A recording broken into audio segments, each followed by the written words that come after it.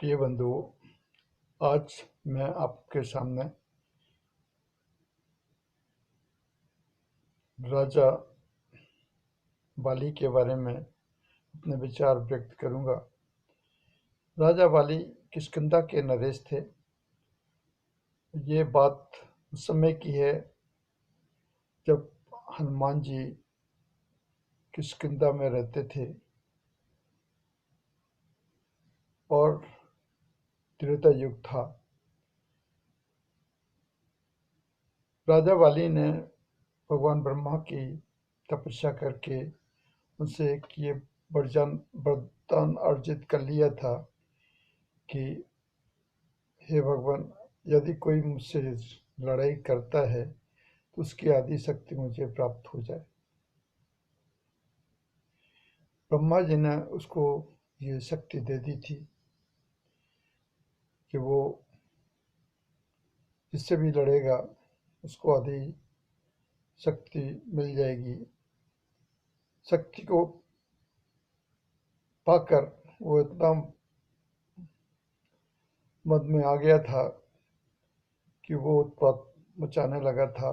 जंगल में यहाँ वहाँ भटकता था, लड़ता था और उसकी आदि शक्ति उसको आ जाती थी। एक बार इसी मद में वो रावण से उसने युद्ध किया और उसकी आदि शक्ति बलि के पास आ गई और रावण आदि शक्ति से हार गया। और बाली ने क्या किया कि उसको अपनी काखरी में दबाकर 6 महीना उसको अपने पास रखे रहा। इससे बाली को लगा कि ये बहुत शक्तिशाली है और इससे जीत पाना कठिन है। जब उसको ये आभास हो गया कि मैंने रावण को भी हरा दिया है तो वो और अभिमानी हो गया, दुराचारी हो गया और वो एक बार जंगल में घूम रहा था। कह रहा था कोई माई का लाल हो जो मुझसे युद्ध कर सकता हो और आए मुझसे लड़े। हनुमान जी वहीं पर भगवान राम का ध्यान कर रहे थे, पूजा कर रहे थे। उसी पूजा में वो लीन थे जब उन्होंने देखा कि बलि उत्पात मचा रहा है तो वो बाली के पास गए और बोले, हे राजन, आप तो वैसे भी बहुत शक्तिशाली हैं, ये सब चीज करने से कोई फायदा नहीं है। मैं यहाँ पर भगवान के ध्यान में मांगने था, तुमने हमारा डिस्टर्ब किया।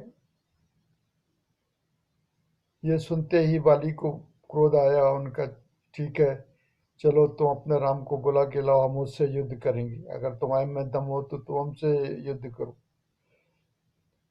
तो ऐसे शब्द सुनकर हनुमान जी को बड़ी पीड़ा हुई। अपने इष्ट देव के बारे में ऐसा सुनने से उनको बहुत खराब लगा और उसने युद्ध स्वीकार कर लिया हनुमान जी ने। और उन्होंने कहा कि ठीक है, कल सुबह हमारा आपका युद्ध होगा, हम आपके महल के सामने आएंगे और युद्ध करेंगे। सवेरे हनुमान जी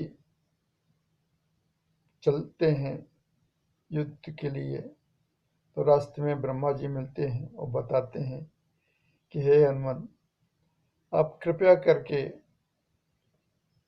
उससे युद्ध नहीं करो, क्योंकि अगर युद्ध करोगे तो आदि शक्ति उसके पास चली जाएगी और वो और भी दुराचारी हो जाएगा।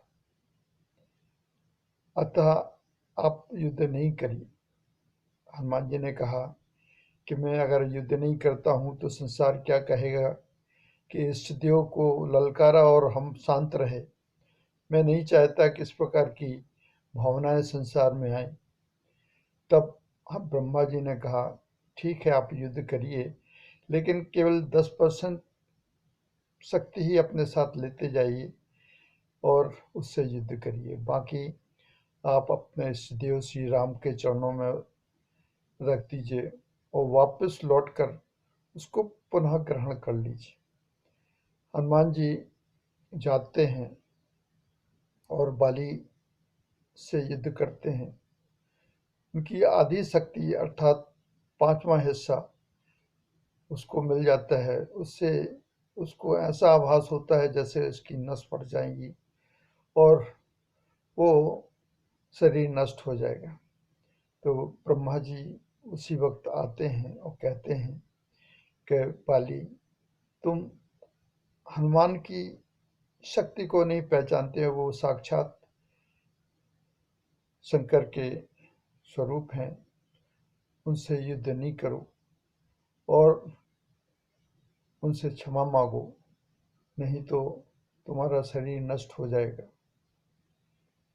बाली हनुमान जी के पास आके उनको प्रणाम करता है और क्षमा याचना करता है कि हे हनुमान जी, आप कृपा करके मुझे क्षमा कर दें और हम आपसे मित्रता चाहते हैं, और वो मित्र बन जाते हैं।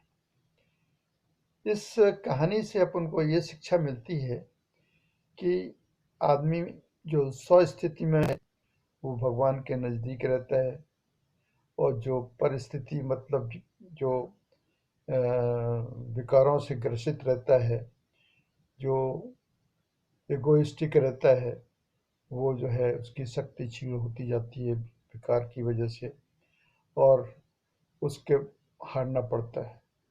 और हमेशा ये देखा गया है कि जो अहंकारी होता है वो हमेशा हारता है, और जो स्वस्थिति में रहता है वो हमेशा शक्तिशाली होता है। जैसे हनुमान जी थे, वो स्वस्थिति में स्थित थे, और बाली वो विकारों से ग्रसित होकर अभिमानी घमंडी हो गया था, उसकी वजह से उसको हारना पड़ा।